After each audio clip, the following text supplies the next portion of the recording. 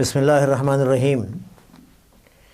محترم بھائیوں اور بہنوں، اس وقت ساری دنیا کووڈ-19 کے مرض سے جوجھ رہی ہے۔ 200 سے زیادہ ممالک میں یہ وبا پھیلی ہوئی ہے اور خود ہمارا ملک اور ہماری ریاست اس سے بری طرح متاثر ہے۔ سائنس اور ٹیکنالوجی کی ہوش ربا ترقیوں کے باوجود آج انسان کی بے چارگی اور بے بسی ہماری نگاہوں کے سامنے ہے۔ اس وبا کے تباہ کن اثرات براہ راست اور بالواسطہ ساری دنیا میں دیکھے جا سکتے ہیں۔ اموات کا برابر بڑھتا ہوا سلسلہ، صحت اور معاشی بحران، روزگار سے محرومی، غربت، بھکمری، یہ تمام چیزیں ہمارے نگاہوں کے سامنے ہیں۔ علاوہ اس کے اس وقت دنیا میں بہت سارے دوسرے آفات و بلیات بھی ہم دیکھ رہے ہیں، جیسے ٹڈیوں کا حملہ، سیلاب، آگ، زمین کا دھنسنا، جنگیں اور ماحولیاتی مسائل، یہ سب ہمارے سامنے کھڑے ہوئے ہیں۔ ان حالات میں ضرورت اس بات کی ہے کہ اس کے پیچھے محض مادی وجوہ تلاش کرنے کے بجائے اصل میں اس کے جو اخلاقی وجوہات ہیں اس کی طرف لوگوں کی توجہ مبذول کرائی جائے۔ آج ہماری زندگی گناہوں میں، مفاد پرستی میں، مادیت میں اور اللہ کی نافرمانی میں ڈوبی ہوئی ہے، اور ہمارے معاشرے اور سماج میں ہم دیکھ رہے ہیں کہ ہر طرف ظلم، بے انصافی، زیادتی، تعصب اور استحصال اور فساد ہر طرف مچا ہوا ہے۔ انسانی اور اخلاقی اقدار پامال ہو رہے ہیں اور تمام اخلاقی حدود کو گویا کہ پھلان دیا گیا ہے، اور انسان کے اندر جواب دہی کا احساس کمزور پڑتا جا رہا ہے، خصوصاً اللہ کی طرف لوٹنے اور اپنے اعمال کے جواب دہی کے سلسلے میں۔ ان حالات میں ضرورت اس بات کی ہے کہ جہاں ہم احتیاطی تدابیر کو اختیار کریں، طبی مشوروں پر عمل کریں، وہیں انسانیت کو اللہ تعالیٰ کی طرف پلٹنے، خدا کی طرف رجوع کرنے، اپنی زندگی کی حقیقت کو پہچاننے، خدا کی بندگی کا راستہ اختیار کرنے، اسی سے اپنے گناہوں کی معافی طلب کرنے کی طرف متوجہ کریں۔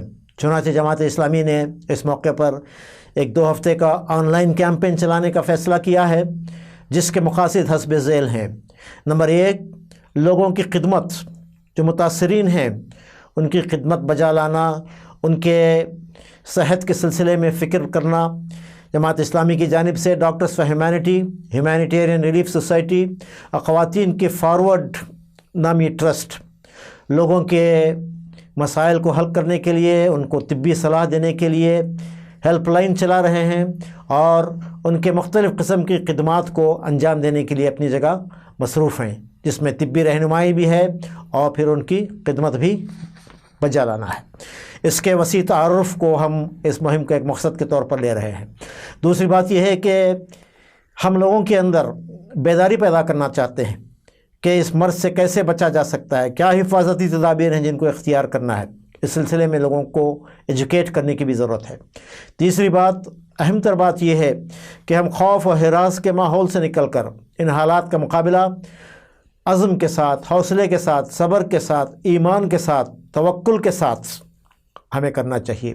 اللہ تعالیٰ سے ہمارے تعلق کو مضبوط کرنا چاہیے، اسی کی طرف توبہ اور استغفار کے ساتھ رجوع کرنا چاہیے، اور اسی سے رحم کی بھیک مانگنی چاہیے۔ چوتھی بات یہ ہے کہ اس موقع پر ہم ساری انسانیت کو ان کے خالق اور اس کی قدرت اور اس کی حکمت کی یاد دلانا چاہتے ہیں، اور ساری انسانیت کو دعوت دینا چاہتے ہیں کہ وہ خدا سے غفلت کی زندگی سے نکل کر، اس کو پہچان کر اس کی صحیح بندگی اختیار کرنے کی طرف، اس کے رسول صلی اللہ علیہ وسلم کے ہدایات کی پیروی کو اختیار کرنے اور ایک اخلاقی زندگی گزارنے اور آخرت کی جواب دہی سے بھرپور زندگی گزارنے کی طرف ہم انہیں دعوت دینا چاہتے ہیں۔ اور امت مسلمہ کو ہم اس بات کی دعوت دیتے ہیں کہ وہ اپنے انفرادی اور اجتماعی زندگیوں کی اصلاح کریں، اسلام کے مطابق اپنی زندگی کو گزاریں، اور پھر اپنی داعیانہ ذمہ داری کو ادا کرتے ہوئے ساری دنیا کو اور انسانیت کو خدا کی طرف، خدا کے رسول کی طرف بلائیں۔ آئیے اس مہم میں، اس آن لائن کیمپین میں آپ سب ہمارا ساتھ دیجئے، اس پیغام کو عام کرنے میں ہماری مدد کیجئے، اور ہم سب مل کر اللہ تعالیٰ کی طرف پلٹیں اور اسی سے رحم اور مغفرت اور استعانت طلب کریں۔ وآخر دعوانا ان الحمد للہ رب العالمین۔